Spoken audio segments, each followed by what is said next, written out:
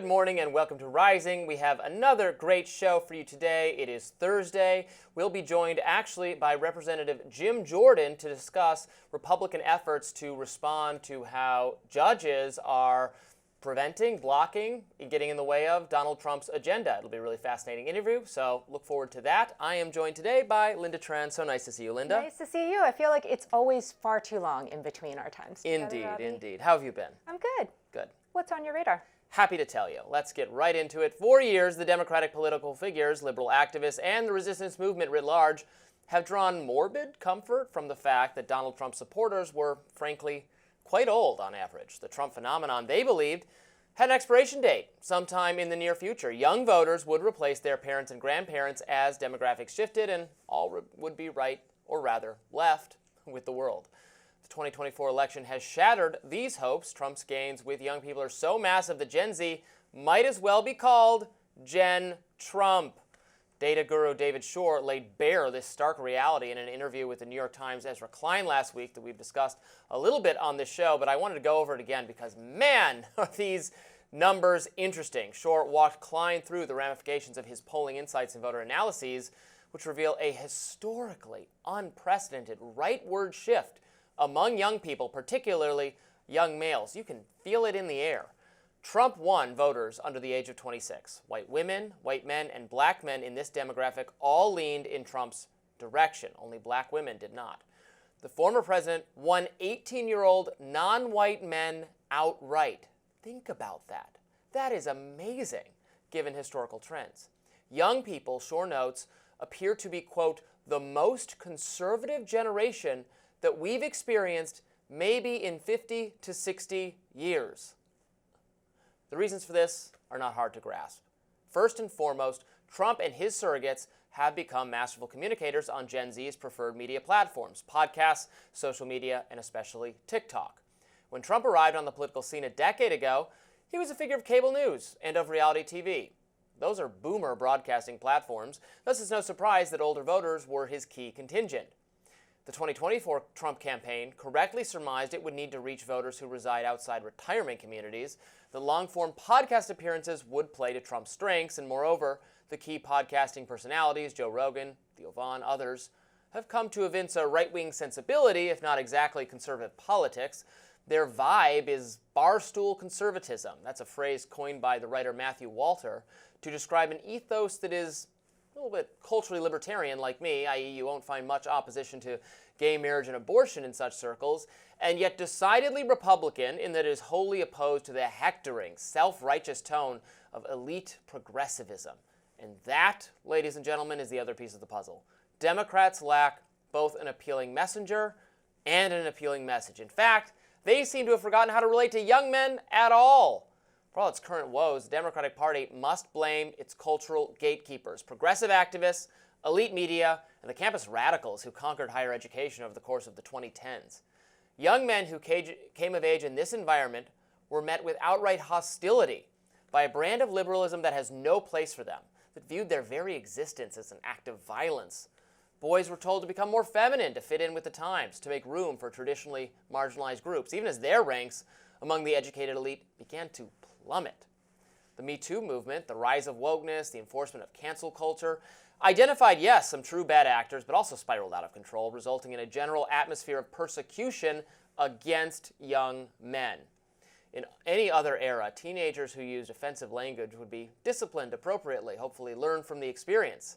With the rise of social media, however, it became possible to keep an ongoing log of transgressions and to punish the offenders in perpetuity. Is it any wonder, then, that young men have sought solace in media environments where sports and fitness are well-liked and encouraged, where free speech is celebrated and political correctness is attacked, where it's okay to tell raunchy jokes and think girls are attractive and actually say so, and more importantly, where Trump is cast as a supportive figure? One of the ironclad rules of politics is that young people skew liberal and become more conservative as they age. According to a famous saying, often incorrectly attributed to Winston Churchill, if you're not a liberal when you're 25, you have no heart, and if you're not a conservative by the time you're 35, you have no brain. But Trump has reversed this tendency by winning the hearts of Gen Z. The Democratic Party, on the other hand, has convinced many young males that it hates them. and it is paying the consequences of that. I also think it's a lot of COVID. I've been reflecting on this a lot, though, because the numbers really lay bare what we know anecdotally to be true from talking to young people, from seeing how they interact with each other, seeing what means of communication, where they get their news, where they hang out. All of that has shifted just dramatically to the right in the last, it feels like in the last year, frankly, but the seeds of that were sown already. I think it's a lot of COVID has to do with it a lot, and then the phenomenons I was mentioning. So when you say COVID, you're thinking about restrictions that felt like restrictions on people's lives. I mean, shutting down schools, canceling extracurricular activities. You know, we knew, not at the very beginning, but after a short amount of time, that outdoor recreational activity was very safe, and yet that was still in this city. That was still really frowned upon for really long. The mental health of young people, I think, was completely sacrificed for the physical safety of older Americans. And I think there's a level of resentment there. How much kids, young people, were forced to put up with how isolating that was, how alienating that was, and how much frustration there is. And I think, you know, even though the lockdowns came into being initially under Trump, I think the Democratic Party ended up getting a lot of blame for that, because at its most elite level were the Karen-type shaming people who were like, demanding that you, looking at you in a sinister way if you weren't willing to make that sacrifice in perpetuity. Yeah, look, I think that's a fair assessment. And I think that the Biden administration obviously was also thinking about this, even in the lingo that they used in the aftermath of those early lockdowns, what with hot vac summer clearly appealing to a certain demographic there. Your analysis is really interesting to me. I mean, it's very clear that the Democratic Party has a ton of work to do. And I myself, not surprisingly, have also been thinking quite a lot about why that is and why we've seen such dramatic shifts. I think that you're a mom. But you're a cool mom. I am a cool mom. I need one of those T-shirts. You know, the history shows that there are many things that have happened over the past several decades that have chipped away at the Democratic so-called base over the years. I mean, I would start actually with the Clinton years and some of the policies that he and his administration advocated for that then did things like push away certain members of the labor movement, for example. They've long been the bedrock of the Democratic Party. How about NAFTA type stuff? Exactly. But I also think that there is a overemphasis on a certain segment of the party and their opinions. I'm talking about things like language policing, which I think you and I both agree has really gotten out of control. But also this sense that a relatively small portion of the party, specifically white progressives, really get a chance to define what the priorities are. I saw some really interesting polling that the Financial Times put out that asked questions of Latinos, blacks, and white progressives. And they were questions like, do you think that national security is important? And by wide margins, the Latino and black respondents said yes, but white progressives said no. Things like, do you think America is the greatest nation on earth?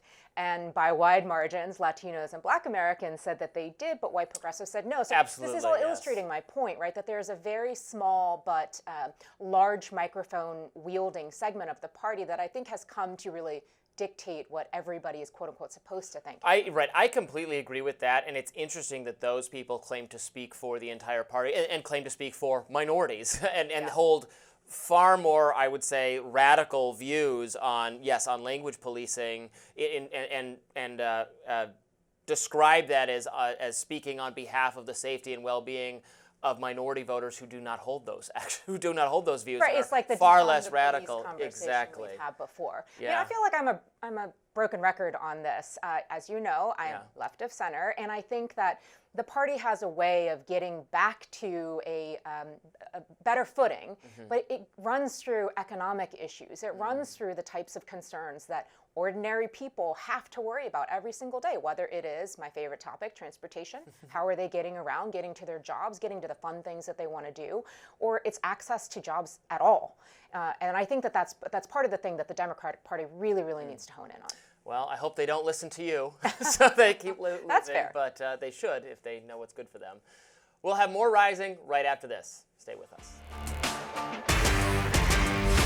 As far as Signalgate goes, all fingers seem to be pointing mostly toward one man, National Security Advisor Mike Waltz. Here's Trump speaking on Waltz during an executive order signing on Wednesday. Well, yeah, Mike Waltz, I guess he said he claimed responsibility, I would imagine. Had nothing to do with anyone else. It was Mike, I guess. I don't know. I was told it was Mike.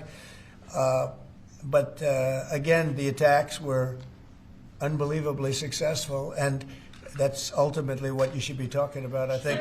No, Mike he took responsibility for it. When it comes to Defense Secretary Pete Hegseth, Trump had a slightly different tone. Hegseth is doing a great job. He had nothing to do with this. Hegseth. How do you bring Hegseth into it? He had nothing to do. Look, it's all a witch hunt. Walz apparently was the one who accidentally included editor-in-chief of The Atlantic, Jeffrey Goldberg, in a White House signal text chain. That chain contained deliberations and plans on an imminent attack on the Houthis. The attack was carried out earlier this month, and the White House called it successful. Some on the right are calling on the president to fire Waltz in order to mitigate the fallout. Co-host of Breaking Points and former Rising host Sagar and Jetty wrote on X, "Can anyone seriously argue that Mike Waltz should not be fired? Both responsible for a massive security leak and accidentally revealing he's in regular comms with one of the most prolific neocon journalists in D.C. The chat also shows how JD's restraint was ignored by him." Dave Portnoy, the founder of Barstool Sports and a Trump supporter, shared a video on X. Let's watch. Trump, I get being loyal to your people. I don't like firing people on innocent mistakes that they make. But this, and I've seen a lot of people be like, oh, you're mad about this, but we had a president like Biden with dementia who had the nuclear codes. Yeah, that's exactly it. That's exactly it. That wasn't right then, and this isn't right now. In this new administration, you want to take accountability. Trump, you may love Michael Waltz. You love Pete Hegseth. You may love these guys. Somebody has to go down. Broadcaster Piers Morgan and Trump-aligned podcaster Dave Rubin had this to say. For the first time in his second presidency, it's time for the president to wield his formidable index finger and use the words that made him world famous. You're fired.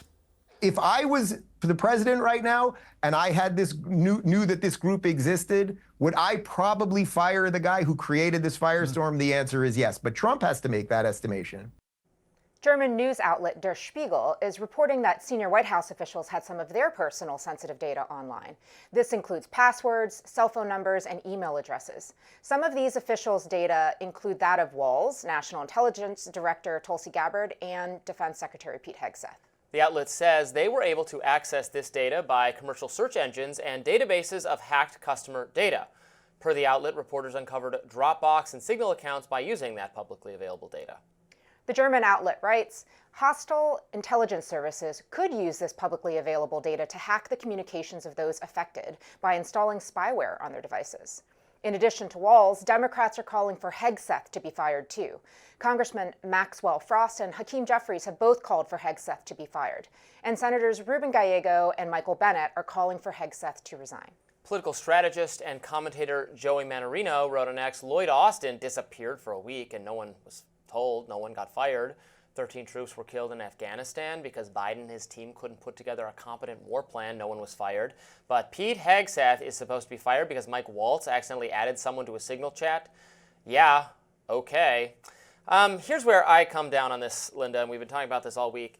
If I was absolutely convinced that it was totally an innocent mistake, I'm not sure I would be calling for Mike Waltz to be fired.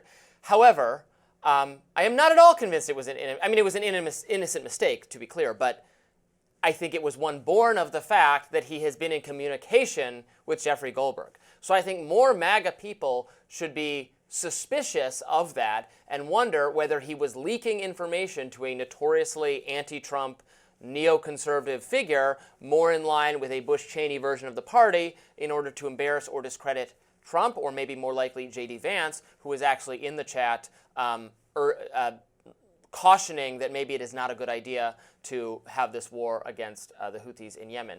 So that is my concern. Even from a pro-MAGA perspective, I don't know why you wouldn't be asking Mike Waltz more serious questions about, why do you have Jeffrey Goldberg on speed dial? Why is that the case? Right? Am I crazy? No, you're not crazy. But where I disagree with you is I definitely do not think this was an innocent mistake. A mistake it was. But every single senior administration official, SAO, this is what we called them, right, that was on that Signal chat is absolutely culpable. They were reckless. They read those chats. They knew that they were on a system that was unsecured, unclassified, and that it was set to have disappearing messages. So on multiple levels, they are violating federal law, the Espionage Act, the Federal Records Act, and they all knew this. You are onboarded and trained within hours of being appointed to what your requirements are in terms of security, and that is at all levels of security clearance.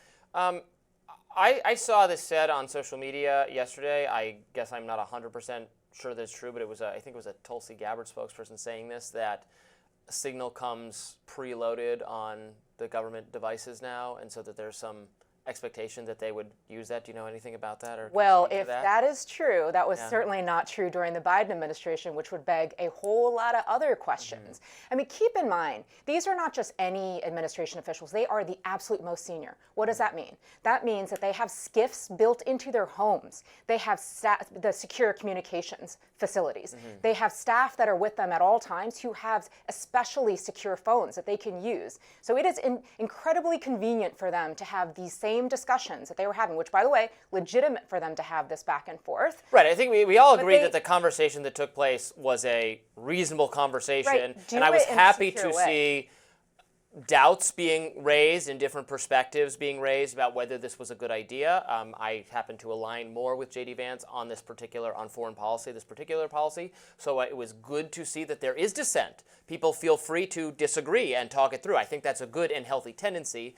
But I don't disagree with you that it obviously needs to take place under secure conditions, and Signal is perhaps not the best way to do that. Now, however, it's not the case that the chats were hacked in any way. It's that they invited someone into the conversation who should not have been there. Right, and that's the crux of the problem. Right. No one should ever have seen those inner deliberations or that discussion, as comforting as it may be to you, Robby. I mean, it's just the latest sign of the recklessness and carelessness of this administration. And honestly, it's most damning for Pete Hegseth, who, as you know, barely made it through the confirmation process. That clip that we just saw of President Trump shows that there's some chipping away in general of the support and the full-throated defense of this that we saw earlier this week. So we're going to see how this thing plays out, but I don't think it's a good situation, especially with people like Senator Wicker saying, I need answers. Yeah, I don't think the excuses offered up by the various Trump officials that, this was not, it was attack plans rather than war plans. That's an entirely semantic talking point that makes no sense.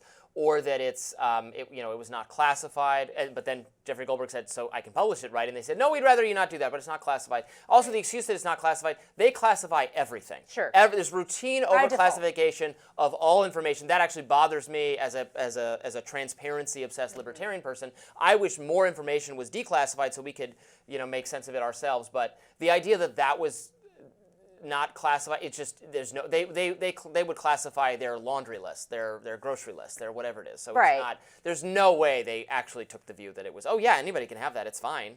And if anybody had it, what if Jeffrey Goldberg had written that article before the attacks? They could have plausibly been warned, the Houthis. So. Exactly, and actually leaving Jeffrey Goldberg out of it. Yeah. The fact that this exchange was happening, this is where we keep emphasizing these unclassed systems, these unsecure systems, is that anyone could have hacked into this, in theory, adversaries. And what that means is that you put those men and women who were carrying out this mission at risk. This was 2 hours before they were in enemy territory, carrying out a very, very dangerous mission.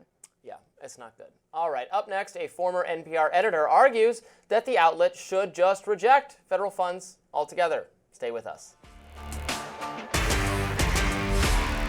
PBS and NPR were under fire yesterday on Capitol Hill. The DOJ subcommittee held a hearing to discuss whether the two networks deserve government funding, since Republicans say the outlets are too left-leaning. NPR's CEO made an interesting admission and also walked back some past statements. Let's watch. Now you are here managing NPR, which is in part federally funded. Can we expect that you will bring the same lack of reverence for truth to your management of NPR? Thank you, Congressman. First of all, I do want to say that NPR acknowledges that we were mistaken in failing to cover the Hunter Biden laptop story more aggressively and sooner. Our current editorial leadership. In Wuhan? We recognize that we were reporting at the time, but we acknowledge that the new CIA evidence is worthy of coverage and have covered it. Let me ask you, why did you call President Trump a fascist and a deranged racist sociopath in 2020? Congressman, I appreciate the opportunity to address this. I regret those tweets. I would not tweet them again today. They represented a time where I was reflecting on something that I believe that the president had said rather than who he is. I don't presume that anyone is a racist. You don't believe anyone is a racist? I don't start by presuming anyone is a racist, sir. Former senior business editor at NPR, Uri Berliner, has some advice for the outlet. He wrote a piece in the Free Press titled, "NPR should refuse to take federal funds. The broadcaster needs to stop pretending it's a network for all of America and become the progressive institution it truly wants to be." Berliner had spoken out last year about how NPR's staunch left-leaning editorial stance led to the outlet losing its way. Joining us now to discuss more is Berliner himself. Welcome to Rising. Hi. Great to have you with us. I really appreciated the things you've written for the Free Press about your time at NPR and the biases that you say you witnessed in terms of failing to cover two of the stories, in fact, that were mentioned at that hearing. First, I want to get your reaction to what you saw in the hearing yesterday. It seemed to me like Catherine Maher was quite aware of the heightened scrutiny she's getting and wanted to backpedal from a lot of statements she'd made in her personal life on social media. What was your takeaway from what you saw? Well, I think what you saw was that Republicans certainly aggressively interrogating and then sometimes attacking NPR, less so PBS, and the Democrats really talking about children's television mostly, and Big Bird and Elmo, and the coverage for rural stations. I think, the heart of it was the back and forth between the Republicans and Catherine Maher. And, she did acknowledge that NPR had failed to adequately cover the Hunter Biden laptop story. I was happy to see that. And, she did struggle to reconcile, to explain away some of her social media history. I think there was pretty tough questioning there from the Republicans, and that was I think the toughest part of the hearing for Maher. And your point is that, look, she, and I agree with this, she has First Amendment rights too. She has free speech. She can spout off on whatever she thinks, and I can criticize it or disagree with it, as can Republicans. But is someone of this mindset the right person to run a news organization that receives federal funding and thus, we would probably argue, has some obligation to, if not exactly represent the views of all Americans, however crazy or extreme, to at least have some level of understanding or like social ability to relate to and discuss in a not so extreme or biased way? And I think that's what she failed to do, versus her, given her history of tweeting. And then you say, like, if that's going to be the case, then she can just be the head of a left-wing organization that is not taxpayer supported. Right. I mean, I agree with you completely. I think, given that NPR has always and increasingly has been under scrutiny for perceptions that it leans left, to hire someone with that very hyper-progressive history of social media that sort of stands out. I think that's probably not the best way to lead NPR into the future. And my point is that I think it just would be healthier all around if NPR said, look, the amount of federal funding we receive is fairly minimal. We're going to give it up. We're going to do something that no one does in American life, which just says, no, we don't need the federal funds, and go off and raise money from loyal listeners, big donors, left-leaning foundations, and say, look, we have a progressive outlook. That's who we are. We are, we're going to try and report fairly, but we acknowledge what we are. I think it would be better all around. They wouldn't have to deal with Marjorie Taylor Greene and kind of really uncomfortable days like yesterday, and it would be a new direction for NPR. You know, it's interesting, this discussion. I had always thought of NPR as a fairly thoughtful news outlet. But you, sir, you were there 25 years. And so I assume that your thinking about the organization evolved over that time. When did you start to have concerns? And talk us through what that looked like. How did that play out while you were there in this relatively senior position? Right. Well, I think it was notable right after in the 2016 election. I do remember when Trump unexpectedly won.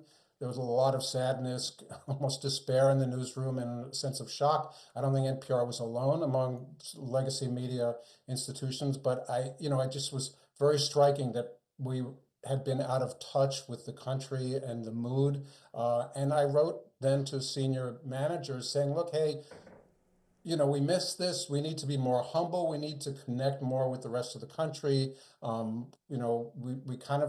were sort of out of touch with what was going on.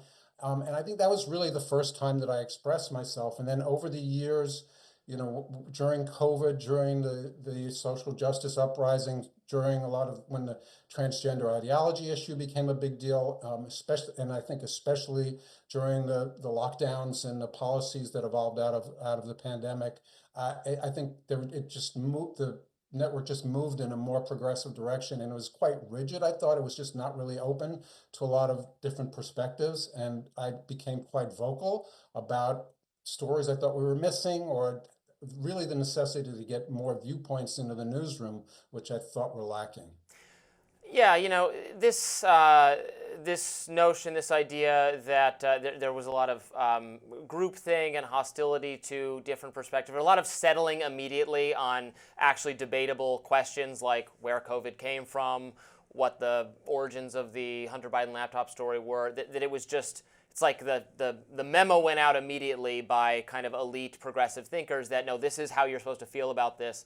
Don't ask questions about it. That's something that's been pretty well discussed and established by now. And I often think when I do have insights into very progressive spaces in media, which I do occasionally from networking with such people, what I'm often struck by is like that there's sometimes not even an awareness of the bias is not even so maybe as straightforwardly malicious as many conservatives think. It's literally like they're surrounded by people who all agree on this, and it wouldn't even, it's not like they're saying, oh yeah, this is the alternate perspective, let's make sure we crush that. Like it's not even occurring to them. I'm sure there's a similar phenomenon that goes in all sorts of ideologically captured space from right to left. Is that what you noticed? Absolutely, and I think I wrote about that in the Free Press essay. NPR is not a place where anyone is malicious or openly tries to destroy another point of view. It's a really cordial place for the most part, but I think one reason is that so many people agree with themselves comfortably ideologically, and getting different perspectives or challenging perspectives is just rarely done. So I think that they're not particularly often not well equipped to deal with different perspectives or challenges to sort of progressive narratives they put forth. And I think sometimes it seems they're kind of caught off guard when somebody says, hey, look, you missed that. It's unfair. It's unbalanced. You've ignored the data or whatever. And I think you're absolutely right that it's not malicious. It's more like it's a question of an echo chamber. So some members of Congress who are supportive of continued federal funding for NPR have argued that it is a critical component of local news media. Senator Welch of Vermont is one of those people making the rounds saying that today. Do you feel like there's a fair argument there? And what do you think is the role of NPR in what we can all agree, I think, is shrinking local media environment?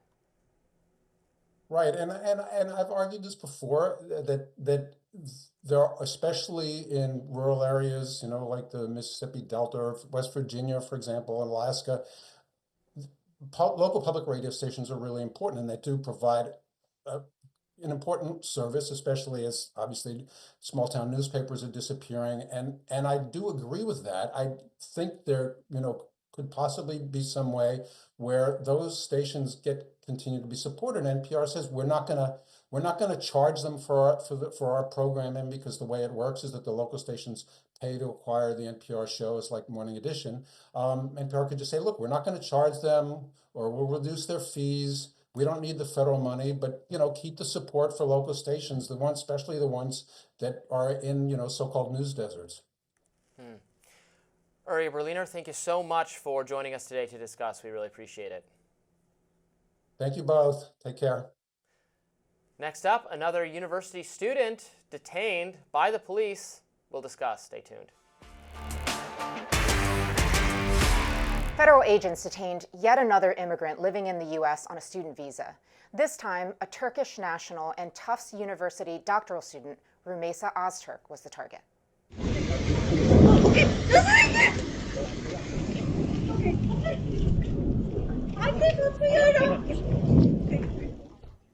Surveillance video from Tuesday shows the moment that masked Homeland Security agents swooped in and arrested Ozturk.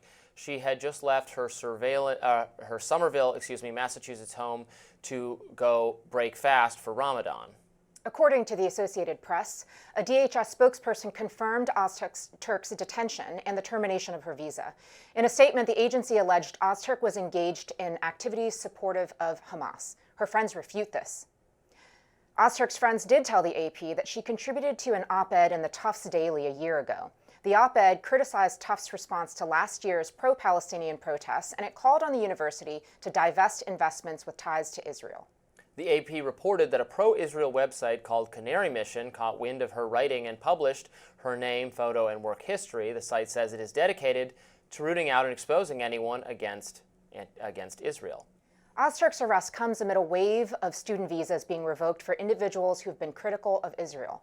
The Trump administration claims these individuals support terrorism and terrorists. Ozturk is currently detained in Louisiana. Look, I think it's obviously quite disturbing to watch someone grabbed on the street by masked men who, yes, were police officers, although ICE agents. That wasn't known to her and wasn't clear. They didn't identify them as such. They didn't have any identification. I always think about this when, for instance, when police do no-knock raids, they break into your home, and sometimes with the wrong address. What if you fight back thinking you're just being robbed or mugged or assaulted, then you're going to end up being, in addition to whatever other trouble you're in, you're going to end up being charged with assaulting a police officer. So I think it is pretty incumbent on them to clearly identify themselves, especially in this situation where there was really no reason not to. Then additionally, I just don't like the idea of people being grabbed off the street and sent to detention facilities for what, in this case, really seems to be just speech, that she wrote an op-ed critical of Israel. Again, I don't think Trump supporters, we were voting for Trump because we wanted more just routine violations of people's due process and free expression rights. So I think this is a very worrying direction for the government to be going. People who are here in this country under student visas or green cards, et cetera, might not have all the exact same rights as citizens, and the government can review them being in this country and whether that is in the government's best interest or in accordance with our policies. But I would certainly want them to go through a court process to determine that, not just determine it behind closed doors and then grab people. That seems really prone to error and abuse to me. Yeah, and there's so many things wrong with what we're seeing in this particular moment with this particular case, not the least of which, so far, the lack of transparency about why on earth would you send what we believe are 6 ununiformed officers with, masks over their face to grab a young lady. As a mom, if this were my daughter, you would never hear the end of it from me. And in fact, in some of the footage, you can hear people in the background saying, how do we know that you're ICE agents? I mean, they literally could just be not so great people who are just grabbing a young lady off the street. So what is it that makes you think a Fulbright scholar who's here legally on a student visa needs to be detained this way? Yeah. And again, and literally, what is it? Right. Make the case. I'm listening. I'm all ears. I get that there is some conflict in the law and decisions that have been made about what kind of rights and protections people who are not citizens have, although I always remind people that, in general, the Bill of Rights our constitutional system restricts government action rather than affirmatively saying, so and such person gets these rights. It says the government may not do X, Y, and Z. So courts have held that thus then applies to just people who are in the country because it's restraining our government from behavior we think is bad. And also, even if you say then that non-citizens don't have XYZ rights, well, how do we know they're not citizens without going through the due process or the investigatory process to then determine that, okay, this is someone we can legally detain and deport who is not entitled to whatever? Well, they have to prove that, right? It's not you. We don't all walk through the streets at all times having to prove to the government that we are citizens and deserve to be here and deserve our rights, right? The government has to, the presumption is on the government. They have to prove that they can do X, Y, or Z thing to you. Right. So when people are like, oh, we can't let due process get in the way of national security, but then they could just disappear you if there's no due process. That's exactly right. Yeah, absolutely. And what is really troubling here leads me to the political analysis is that if you agree that an American-born student who wrote the same op-ed should not be subject to this type of treatment, then it raises all kinds of questions about, well, then why are you doing this at all, if not for trying to make an example out of someone you feel like disagrees with policies that you're promoting? Yeah, and what the government has said about this so far is just not at all comforting to me. They've said things like, well, we're targeting foreign-born students who are here because their advocacy is contrary to U.S. national security interests. Like what, their advocacy against a foreign government? Right. Like, I don't agree with these students at all. Hamas is a terrorist group. I think it is loathsome and contemptible. These students, including some large student activist groups that, in my view, clearly aligned them or celebrated the actions taken by Hamas, said that what happened on October 7th was a good thing. I think that is absolutely horrific. And if you want to, prevent people from coming to the country who think that way, certainly I agree that the government can do that. But when they're here, we prize our First Amendment very much. And I think and there is debate about what our policy should be with respect to the Middle East on both the right and the left. It's not clear to me how it can be a blow to our national security to have people expressing opposition to what Israel is doing in Gaza. That's not even our national security. It's not our nation. It's halfway across the world. So that's weird to me too. And then the whole, it just seems like there's a human rights element to this, right? We know that more than 40,000 Palestinians have lost their lives. And I do think that you can be pro the Palestinian people and anti-Hamas. Right. So the very fact that you would conflate, not you specifically, but the person in the discussion would conflate those two things, I think is troubling in and of itself. And then to your point, Robby, you should be able to express what you think without fear of some masked men dragging you off the street. Like the Trump administration, initially, they put pressure on Netanyahu to make a deal with Hamas to free the hostages. In January. Yes. So what if we had some Israeli students here on student visas or whatever it is, writing op-eds or doing protesting in the streets against that decision, saying, how dare the Trump administration urge the Israeli government to make a deal with terrorists? Would people be arrested? Would the government be grabbing them and saying that's contrary to our national security interest to let them dissent and express that perspective? I think we would all obviously recognize that that's insane. Right. So it's the exact same thing. There should be robust debate on the subject. There should not be occupying of buildings and disruption of normal, student body functioning at Columbia or elsewhere. If they're breaking actual laws, it's a different thing. But no one is making that argument in these cases, and yet these people are being, detained. They're being moved to Louisiana. And we know why. Yeah, it's not good. Not good. It's my view. Tell me if you think I'm wrong. Pennsylvania Democrats, next up, did what many thought would be quite difficult. We'll tell you what that is. Stay tuned. Democrats have finally gotten one piece of good news. There was a special election in Pennsylvania, and Democrats flipped a state Senate seat that, according to the Dems, has not been held by them since 1978. That district went MAGA red in 2024 by 15 points. Pennsylvania Democratic Party Chair Sharif Street released the following statement, cooing.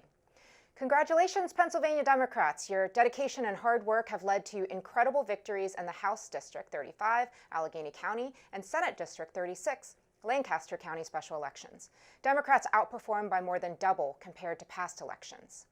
These accomplishments not only reflect the trust and support of our communities, but also ensure that Speaker Joanna McClinton maintains her leadership in the House, and we delivered a massive upset to flip a seat held by Republicans for 46 years. Let's continue this momentum and build a brighter future together. But this is still a state race. It only impacts the people of Pennsylvania. As the Dems face defeat after defeat, the leadership is willing, maybe even desperate, to hold on to any glimmer of hope. In what is a short political lifespan, the midterms are right around the corner. Could these results be telling in terms of gauging pushback against the Trump administration? Or is it just a lot of hyperventilating? Yeah, I'm like, wow, a whole state Senate seat. Great job, guys. It's Pennsylvania. Congratulations. You know Pennsylvania is important. It is, but it goes to highlight a totally inverted dynamic between the Republican and Democratic Party. Sure.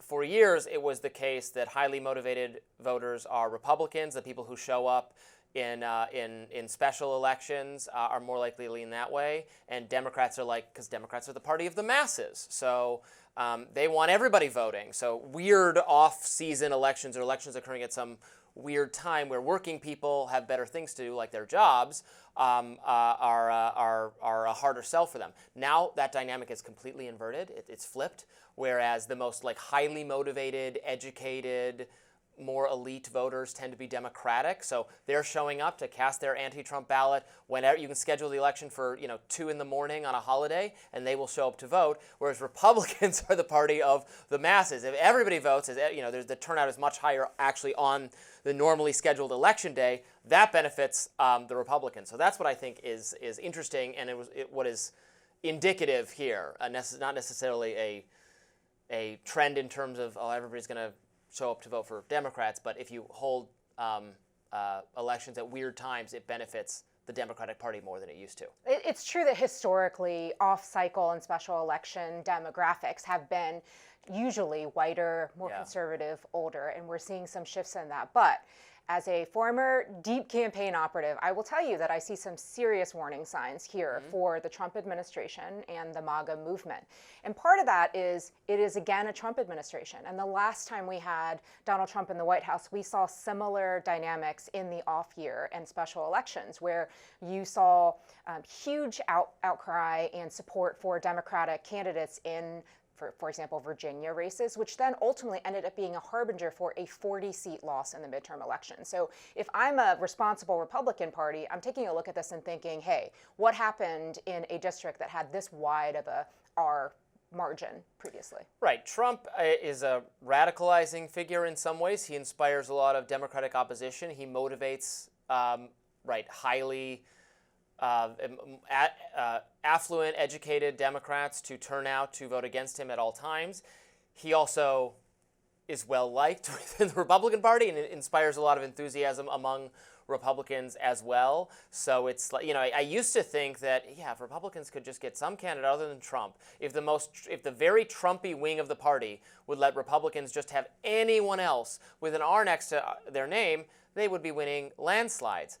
But the 2024 election showed me that that's not true, because Trump, unlike in 2020 and I think 2016, Trump ran ahead of other Republicans who were on the ballot, right? Trump won in places where the Republican Senate candidate lost, right? That was true in Michigan, and that was true in Arizona.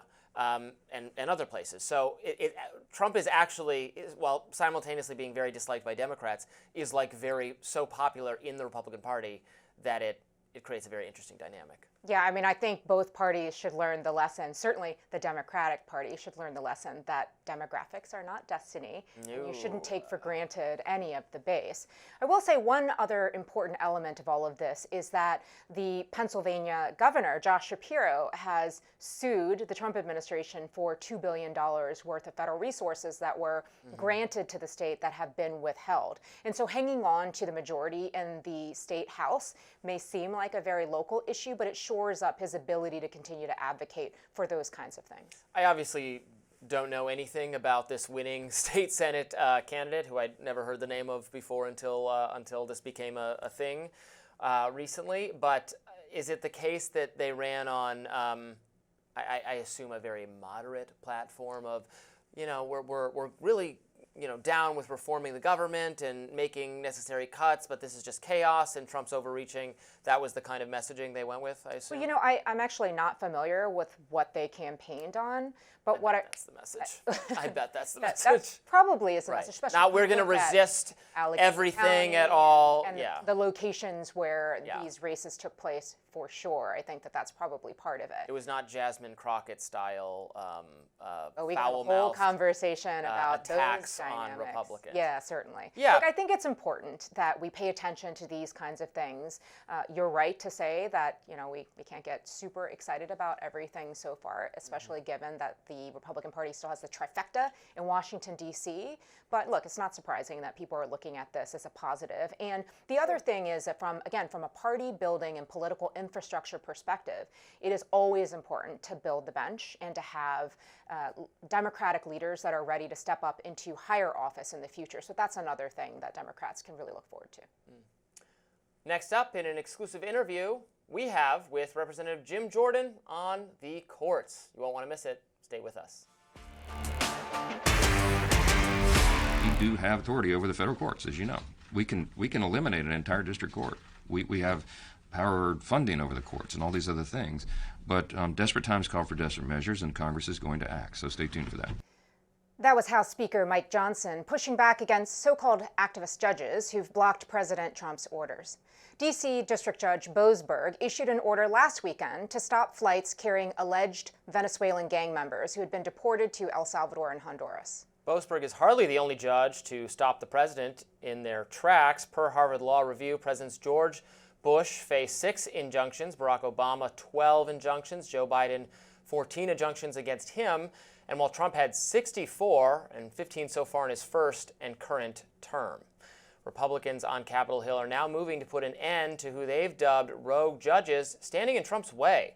The House Judiciary Committee is set to hold a hearing early next week on these judges. Joining us now to tell us more is Congressman Jim Jordan, who chairs the Judiciary Committee. Thank you so much for being with us. Yeah. Great to have you on the program. Let's get right to it. So Sure. many conservatives are frustrated with judges such as Judge Boasberg putting aspects of the Trump agenda on hold.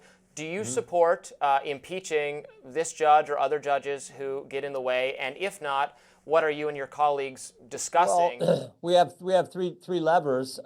We can have legislation, which we do. We passed, I think, 3 weeks ago, a good piece of legislation on the injunction issue, which says if some district judge in Timbuktu, California, issues an injunction, it should only apply to the parties in the case in that respective jurisdiction. It shouldn't apply nationwide. Good bill sponsored by Representative Issa. I think Senator Hawley's introducing similar legislation on the Senate side. So legislative approach, the appropriations process, there's some things we can do there that tell these activist judges, we're Congress, we have the power of the purse, we can maybe use that. And then, of course, there's oversight. And we start that process next week with a hearing. I think Tuesday at 10, we're having a hearing in the Judiciary Committee here in the House. And I think Senator Grassley's having a hearing the following day in the Senate. So we should use all 3 levers to address what we think are, decisions that just aren't square with the Constitution, aren't square with the statutory authority the president has, if you think about this Judge Boasberg. And we'll have experts and people in to talk about that. And sir, could you say more about that term that you just used, activist judge, and how you would define that? There are, as I'm sure you are aware, many who would say that Judge Boasberg in particular is simply doing the duties of his position. Well, I think his decision's ridiculous. He said, turn the plane around, bring the bad guys back to America. Bad guys who are here illegally, bad guys who are part of an international gang that everyone knows is one of the most violent entities out there. Turn the plane around, bring those individuals back to America. I mean, that makes no sense. And then you couple all that with the fact that the president, Article 2, Section 1, first sentence, executive power shall be vested in a president, not some unelected district judge. And then third, the statute itself is, I think, strong ground for the president as well. The Alien Enemies Act says if there's a predatory incursion, well, that's certainly what this is. They didn't come here, to be Boy Scouts and sell cookies. They came here to do bad things. I think the president's on strong ground. I think the American people see this that way. And that's why we're having a hearing, talk about Judge Boasberg and the broader issue of some of these other issues like injunctions that apply nationwide. Yeah, there's clearly a mandate to do more to get rid of illegal immigrant criminals, violent criminals from the country. Clear mandate to do that. Trump ran on doing that and is doing just that. How do you address the due process concerns that some are raising? That, of course, illegal immigrant gang members, yes, get them out of the country, but there has to be a process, right, to determine that that individual indeed fits that category. Well, depends on what they're claiming. If they're coming here claiming that I'm an asylum victim, I'm fleeing from, that's not that. These are members of the Trinidad gang. They're coming here to do bad things, and I think you have to view it in the larger framework. Understand what we just went through. 4 years of the Biden administration, 10 million people just coming in the country. That's what the Biden administration allowed. That's what President Trump said has to stop. He ran on this. He told us he was going to do it. The Justice Department understands this. I think they're on solid constitutional statutory ground. And then there's just the simple common sense of it all that I think the American people fully understand.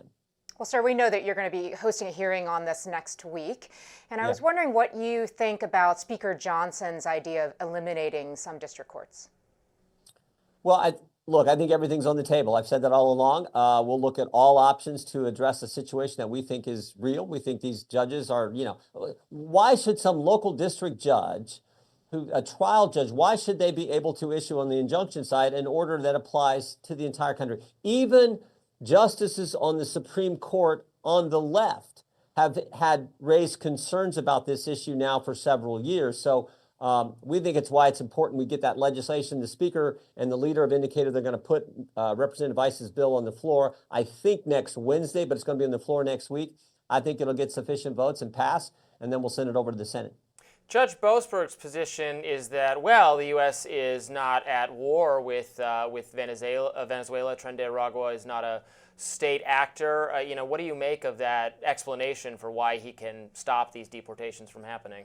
I go to the language that I said earlier. Predatory incursion into the country is part of the statute, the Alien Enemies Act. And I would add this, too, about Judge Boasberg. Remember, this is also the judge who sat on the FISA court, who allowed the warrants to be issued when Jim Comey brought the dossier to the FISA court, tried to get the warrants, got the warrants to spy on a presidential campaign of the opposing party, for goodness sake. So this is the judge who presided over that. This is the judge who, one of the individuals who went in front of the FISA court and changed an email, changed a document, made it 180 degrees opposite what it meant and what it said, actually changed the document, lied to a court. He's the judge who gave that individual a slap on the wrist. That individual was Kevin Kleinsmith. Judge Boasberg oversaw that as well. And now we find out yesterday, Judge Boasberg was randomly picked, randomly selected to hear the case of American oversight going against Pete Hegseth in this other issue. And it makes you all start to wonder, maybe it was random, maybe he come up. But it seems to me when you put all that together, and look how ridiculous the decision was relative to turning the plane around, bringing the bad guys back here, starts to look political, starts to look like this is all about going after President Trump. And I think some of that will come out in the hearing next week. Well, sir, you're saying that this is looking political. I think part of what's troubling people on the Democratic side of the aisle is that you're pairing this discussion about any sort of changes to the judiciary with President Trump tweeting things that people would interpret as trying to intimidate judges who make decisions that run counter to his own advocacy. No, I mean, look, we're just trying to follow the Constitution, follow the law, and understand that there are separate and equal branches of government, and the executive branch is one of the key functions of the commander-in-chief is protecting the country, and these guys were in the country illegally and part of this gang, this notorious gang that does all kinds of bad things to kids, to families, to women. I mean, they're just bad. I think that's what we're focused on, and yet you have a judge on this particular case who said, no, we want them back here in the country. We want some kind of whatever they're going to define as a due process for these individuals who came in here illegally. I think, again, the American people understand what's going on here. A little bit bigger picture, how do you think things are going so far? We're a couple of weeks into the second Trump administration. We're at this unique moment in time where Republicans do control both houses of Congress and control the presidency and have a largely sympathetic Supreme Court. It's a time in which big things can be done. Big things, I would argue, have to originate in the legislature. You probably agree with that. Or do you think your colleagues understand this moment? Like, it can't all be left to Elon Musk and Donald Trump, right? Things can be identified, but legislation has to put it into law if there's going to be lasting concerns. Yeah, I would make 2 points. One, I think things are going great. I've never seen the pace, the intensity, the focus from an administration like we've seen with President Trump. I think that's reflected in polling that you see. The Democrats are at, I think, 27% approval. It's like they're record low, and the president is doing what he said he would do. And that's always the way I think we should approach this job. I think we make this too complicated oftentimes. It's pretty basic. What'd you tell the voters you were going to do? If you get elected, go do what you said. President Trump is doing that, and I think the country appreciates that. Now, you're right. The legislature has to be involved. We have the executive branch and executive orders that are doing good things, but we got to get involved, and that'll be in this whole reconciliation process, which we're working on. We've passed the budget, the reconciliation budget out of the House. Leader Thune has indicated they're going to try to do that next week in the Senate. The speaker's indicated we want to get this all done, maintaining the low tax rates on American families, cutting some other taxes, doing energy policy, more border policy in there, not policy, but appropriations, or resources, I should say, to make sure we can continue to secure the border. He wants to get that done by Memorial Day. I think that's great, and we're focused on doing that. But overall, it's good. You can see that because, I mean, the Democrats have embraced every crazy position you can embrace, and we're the party of common sense, and it's truly common sense versus crazy. It's crazy to defund the police. It's crazy not to have a border. It's crazy to say men should compete against women in sports. It is crazy to let firebomb Teslas. It's crazy for a judge to say bring gang members back to the country who were here illegally in the first place. So you can just keep going. And I think the country sees all that. So I think we're in a really good position. Before we let you go, Congressman, want to get your reaction to the story everybody's been talking about this week, Signalgate. I know some conservatives, I think, have concerns that why was Jeffrey Goldberg on speed dial for Michael Waltz? Are you satisfied with the explanations you've heard so far that this was not, we found the person doing the leaking? I have to put that out there as a possible idea. What's your attitude about this controversy? I mean, I just cut to the chase and say, look, it was a successful mission. No Americans lost their lives or were injured. Bad guys were killed. Terrorists were killed. And, let's keep moving forward, doing what we told the American people we were going to do. I think that's the takeaway that the vast majority of the country has. Certainly not the left. I mean, like I said, they already had the lawsuit teed up, ready to go. Norm Eisen brought the lawsuit. Norm Eisen is the guy who the Democrats on the Judiciary Committee hired to come in when they went after the impeaching President Trump back in 2019. So we've had Norm Eisen in front of our committee for a long time. He's got the lawsuit ready to go. It gets assigned randomly to Judge Boasberg. I think we should just focus on what happened. Bad guys were killed, successful operation. No Americans were injured or lost their lives, thank goodness. So let's keep moving forward and look at what the president did here today, where we learned about this other MS-13, some really bad guys that they caught today in the state of Virginia. So let's focus on that and keep moving forward with the agenda the president ran on. Last question for me, sir. It's not surprising that we saw Hillary Clinton respond in a far different way to the news of the week.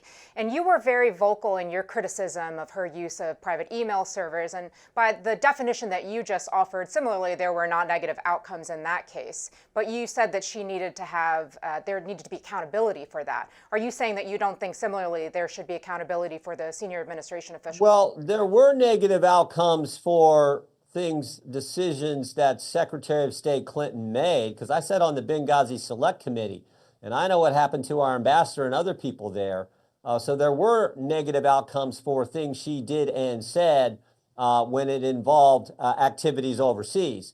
So I want to be clear about that. And yeah, and I don't know that anyone was destroying anything here. You know, what was it? Bleach bit and hammers used to destroy things. And when I asked her under oath when she testified, I said there were 60,000 emails. You said, we don't want to see the personal ones. I said, why don't you do this? Why don't you let a federal judge evaluate those emails, and ones that we should see and the country should see, fine. Ones that are personal, fine. She wouldn't agree to that. So I think Secretary Clinton calling out this is a little rich, frankly, in light of her history. With all due respect, sir, she did, as you know, turn over tens of thousands of emails that were house on. The one she got to decide. Did you trust her after what she told us? She said the whole thing in Benghazi was because of a video. Give me a break. We all know that was a lie. We all know that wasn't accurate. So she got to decide which one she turned. Oh yeah, well that's fine. But I said I don't need to decide. How about we let a neutral, some neutral retired federal judge that we can agree on, let them decide. She wouldn't agree to that. No, she had to be in control. Well, one could argue that a similar dynamic is playing out here, right, with the Signal chat. In particular, we are aware that Mike Waltz set the Signal chat to disappear. Some of those messages within a week, some of those messages within 4 weeks, which, as you know, violates the Federal Records Act. I don't know that there's any violation of the Federal Records Act. I'd have to go back and look at that. What I do know is the outcome of this, and I think that's what the American people understand. Bad guys were killed. The mission was a success, and no Americans were injured. Let's keep moving forward. You can't say that about some of the things that happened with in the Biden administration. You certainly can't say that about Benghazi. The old 4th District that I used to represent, we lost someone in Afghanistan, which was the exit from the debacle that was the exit from Afghanistan under the Biden administration. Max Subiak was from our district and gave his life for our country. So we know what happened there. Let's focus on the outcome here, and let's move forward for the country. Congressman Jim Jordan, we so appreciate you making time for us. Thanks so much. You bet. Thank you, guys. Take care. Well, the ladies of The View had some criticism for Democratic Congresswoman Jasmine Crockett. The reason? Her comments that she made about Texas Governor Greg Abbott at a human rights campaign event. Here she is this week. A lot of people see you out front fighting, but nobody's really asking you, what do you need to maintain that fight? So thank you so much, Morgan, because we in these hot Texas streets, honey. Y'all know we got Governor Hot Wheels down there. Come on now. And the only thing hot about him is that he is a hot mess, honey. So yes. The View co-hosts were not too fond of her remarks. Take a look. She's effective. People gravitate towards her. This was beneath her because Marjorie Taylor Greene, we expect that. That's the only way she can get a headline is by saying crazy stuff and then everyone looks. Representative Crockett is so much better than this. Because I respect her, but it's just never okay to mock someone's disability, whether you're Donald Trump or Jasmine Crockett. And he was paralyzed from the waist down, Governor Abbott, and when he was 29 years old, a tree fell on him. It's a tragedy, whether you like him or not. I think that not a good idea. Yeah, you just don't mock people with disabilities. I mean, you don't mock people. You don't mock people. I was going to say you just don't mock people at all. And I admire Jasmine Crockett. I do think she's an effective messenger. I think this was a mistake, and I think when you make a mistake, you have to own it. You have to do that because it gives you a lot more credibility when you do that. Representative Crockett wrote on X after receiving backlash, "I wasn't thinking about the governor's condition. I was thinking about the planes, trains, and automobiles he used to transfer migrants into communities led by black mayors, deliberately stoking tension and fear among the most vulnerable." Literally, the next line I said was that he was a hot mess, referencing his terrible policies. At no point did I mention or allude to his condition. So I'm even more appalled that the very people who unequivocally support Trump, a man known for his racially insensitive nicknames and mocking those with disabilities, are now outraged. Governor Abbott told Sean Hannity that Democrats have nothing to sell but hate and that this is why Texas will always stay red.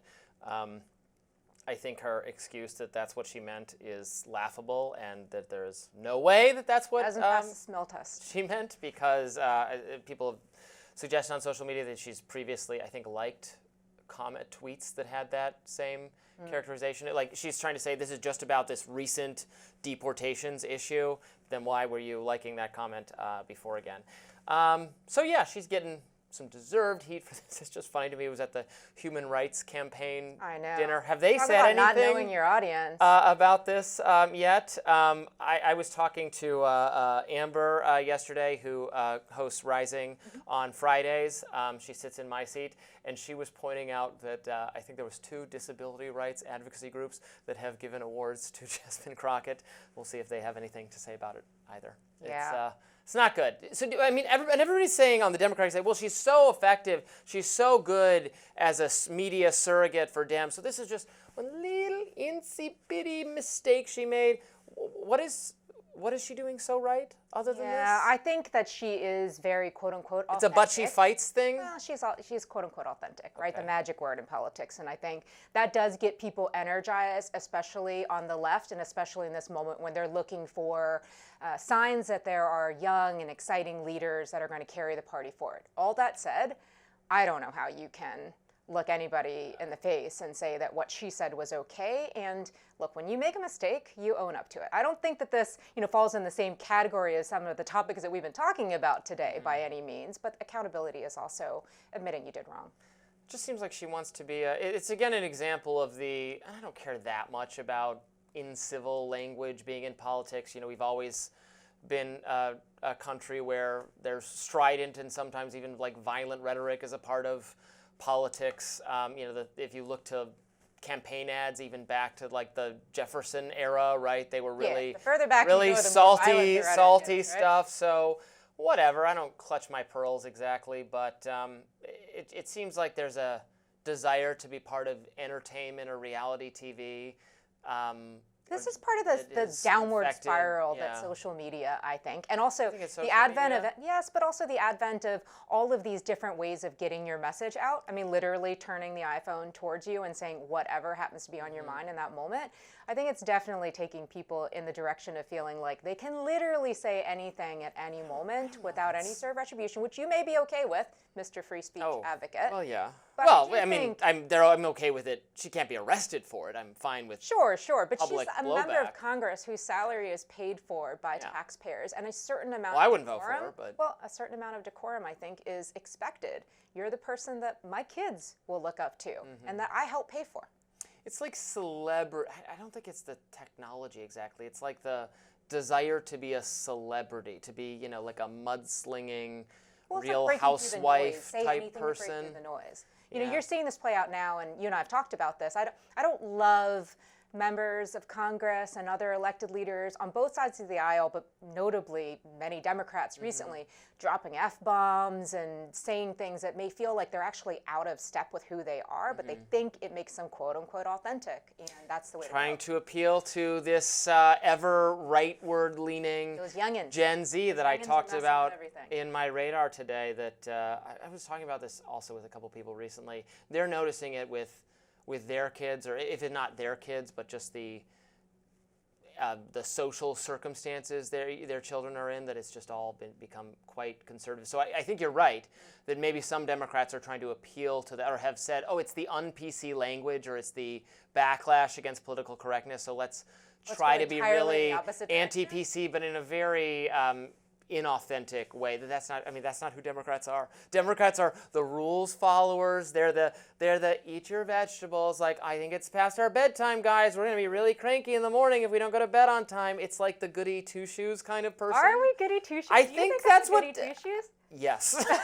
I don't know you that well, Linda, but yes, I do think that. And it never used to be like that, but that's the dynamic right now. But in this case, with Jasmine Crockett, I do think it's authentic. She's saying what's on her mind because I think that's who she is. She's authentically something. All right, we've got a lot more to talk about today on Rising. Who is the fairest of them all? Apparently it isn't Snow White. Jonah Platt, whose father helped produce the latest Snow White film, had some very harsh words for star Rachel Zegler. For context, Variety wrote a report recently titled Inside Disney's Snow White Fiasco, Death Threats, Beefed Up Security, and a Social Media Guru for Rachel Zegler. The piece details how in August 2024, Zegler took to X to thank supporters after an event where she introduced the first official trailer for Snow White. Her post is still up, which reads, I love you all so much. Thank you for the love and for 120 million views on a trailer in just 24 hours. What a whirlwind. I'm in the thick of rehearsals for Romeo plus Juliet, so I'm going to get out of here. Bye for now. The Variety story notes how a couple of minutes after posting this, she replied to her own tweet and wrote, "And always remember, free Palestine." Variety breaks down how after this tweet went viral, the studio was shocked that she would mix a promo tweet with a political statement. As a result, Mark Platt flew to New York to speak with her in person. An Instagram commenter asked Jonah Platt whether it was true that Mark Platt flew to New York to reprimand Zegler. In response, Jonah Platt, the son, responded, "You really want to do this? Yeah, my dad, the producer of this enormous piece of Disney IP with hundreds of millions of dollars on the line, had to leave his family to fly across the country to reprimand his 20-year-old employee for dragging her personal politics into the middle of promoting the movie for which she signed a multi-million-dollar contract to get paid and do publicity for. Free speech does not mean you're allowed to say whatever you want in your private employment without repercussions. Tens of thousands of people worked on that film, and she hijacked the conversation for her own immature desires at the risk of the colleagues and crew and blue-collar workers who depend on that movie to be successful. Narcissism is not something to be coddled or encouraged.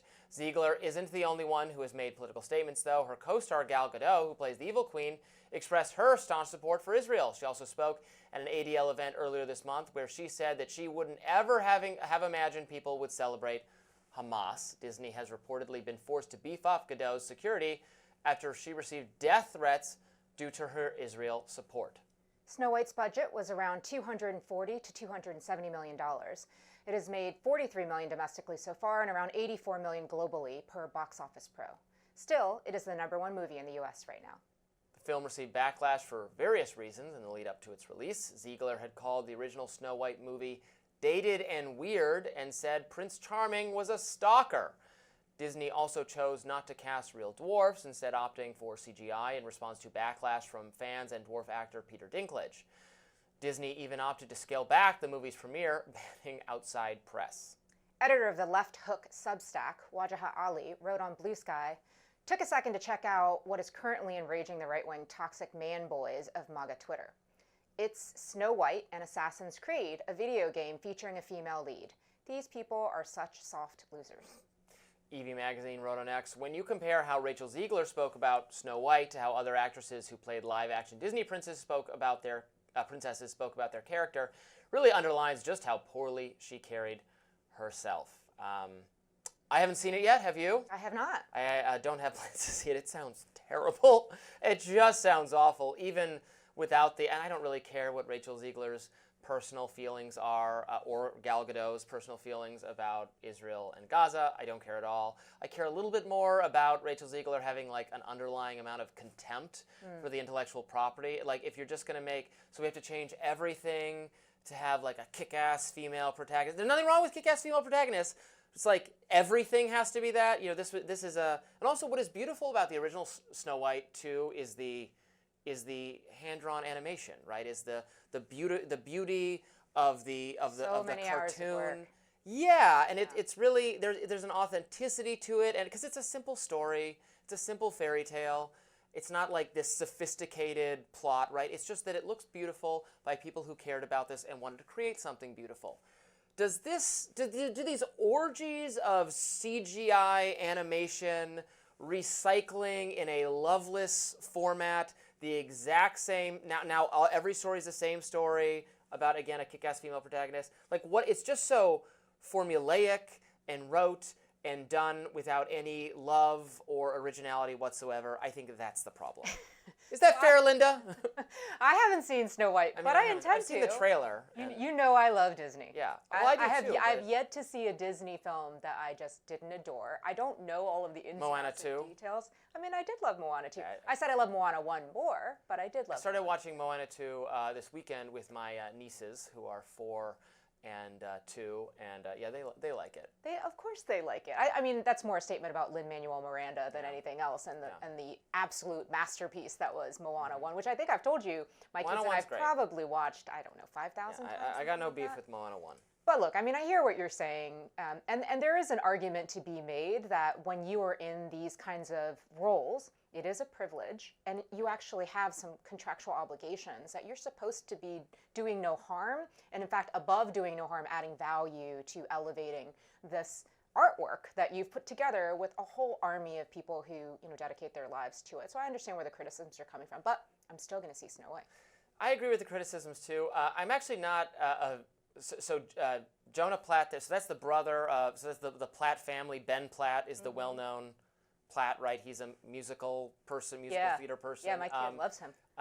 Okay, have you seen the movie Dear Evan Hansen? It is one of the worst movies I have ever seen. It is so bizarre and weird. And Ben Platt is in that movie. He is an adult. Again, it's an adult playing a high school age person that I don't know why they always do. They cast actual young people for young people roles. They make him look creepy and weird, and the plot of it is it's tonally crazy. It's about a suicide. It's it's a musical. It is so weird, and it was made for no other reason than Ben Platt's dad is a big Hollywood executive who can give his darling child. That's a whole nother discussion about nepotism. That's some real nepotism. So anyway, the Snow White thing, it's become a big right wing area of interest. My colleague at Reason Magazine, Peter Suderman, did see it, and he wrote a review of it for Reason, which I will quote from now at great length. He says, "Forget woke Snow White." He said, the problem's not it's woke, it's that it is socialist. He said they changed the fairest of them all. Apparently the plot is that the evil queen is not fair to the subject. There's not enough redistribution of resources for everyone. Oh, as in not the most beautiful of all. Yes, and so Snow White is bringing fairness and communist-style breadlines, I guess, to the Snow White kingdom, and that's really what's wrong with it. So I kind of want to see it just to hate it for that reason. And then we'll have another discussion about it. This is discussion number 2, I think, about Snow White. Fantastic. Okay. Tell us what you thought, by the way, if you've seen the movie. I would love to hear from Rising viewers on their opinions. That does it for us today on Rising. Be sure to like, share, and subscribe so you never miss any of our content. And for those of you who like to listen while on the go, we're now available anywhere you listen to podcasts. See you later.